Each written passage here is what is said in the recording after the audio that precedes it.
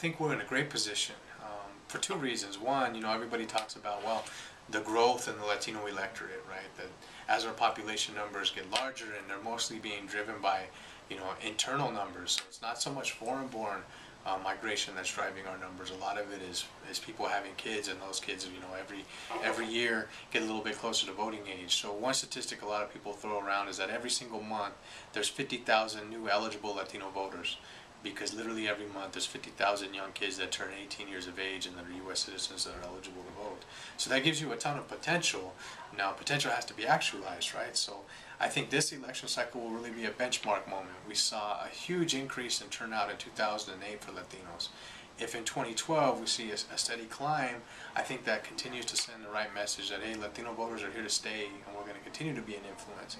Now, if you see a dip in those numbers, I think it gives people who are critical of Latinos' influence to say, see, this is that sleeping giant thing again. They have potential, but they're not going to vote.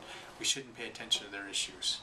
The other thing that makes Latinos important is not just the numbers, but what states we're situated in. Right? In order to be viable, any population, to have a major difference, it's not just how many of you are there, it's in what states are you situated, right? And obviously, the closer the race is, if it's a battleground state, the greater the likelihood that any one community can swing the difference in an election outcome. And Latinos happen to be placed in areas where there are going to be tight races.